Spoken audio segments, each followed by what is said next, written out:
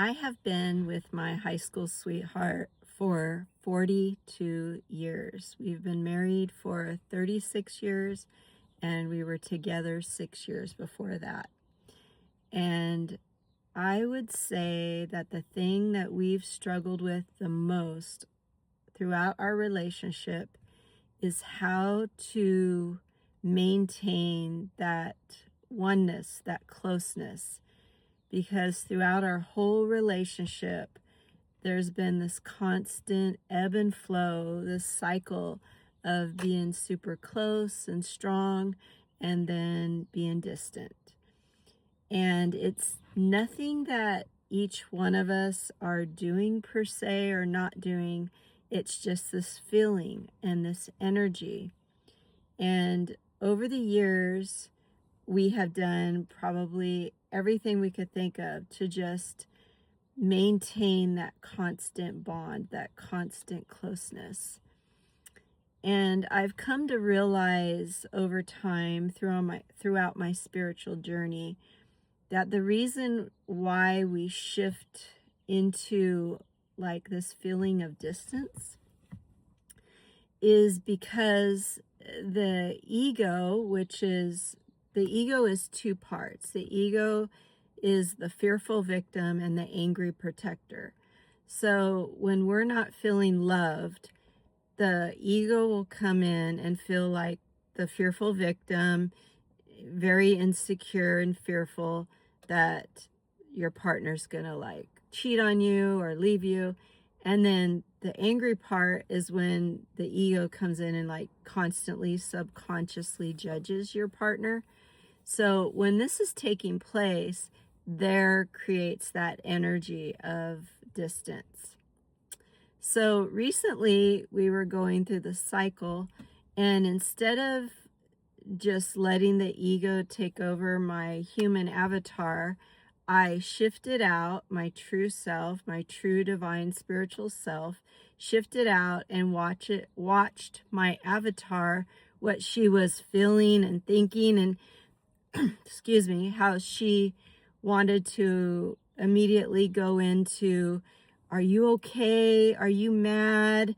Do you love me? And then also subconsciously judge him. And so I was just observing this, and I did what I call a heart surgery, or you could call it shadow work or inner healing. That's when I like process the situation, I write it out. This is a situation and this is how it's affecting me.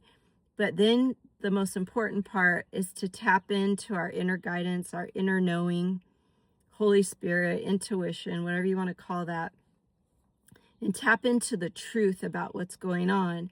And of course, the ego will speak first, throw it out, tap in again. And what I realized, or what I received, is that when my husband is not feeling loved, if I'm not speaking his love language, which is communication, like at the end of the day, he wants to hear all about my day. Communication, physical touch, not just sex, but cuddling, back rubs, physical touch, and then also being helpful and letting him know that I'm his ride or die, I'm his person, like he can totally depend on me. If I've gotten distracted by the things of this world, the ego's distracted me, I won't be speaking those three love languages to him. So it triggers his ego to automatically go into victim mode and angry protector. And then that's what's creating the division. So what I've realized is how the ego wants to handle this is by our knowledge, by our intellect, and say, okay, well then I'm going to start communicating better. I'm going to start being more physical. I'm going to be more helpful.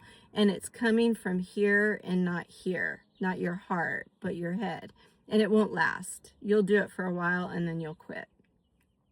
So what I realized is I have to relinquish my ego and let source, let the divine just take over my human avatar and flow through my avatar. And then I don't have to use my intellect and the ego and try to like make these systems and methods. and speak his love language. I just let the divine flow through my avatar, and it does naturally and automatically speak his love language, because that is what we truly are. We are love and light. What we do is we just allow the ego to block that love and light. So there you have it. If you've been struggling with feeling like distance from your partner and you don't know why, number one, they're being tormented in their mind by their fearful, angry ego subconsciously, which is probably triggering your ego. That's the problem, and that we just get distracted and let the ego take over our body mind, and we need to relinquish that and let the source take over our body mind, and then we will just naturally be love and light. Or like Jesus says in A Course in Miracles, that a healed mind doesn't plan, it just carries out the guidance and the wisdom that it's given.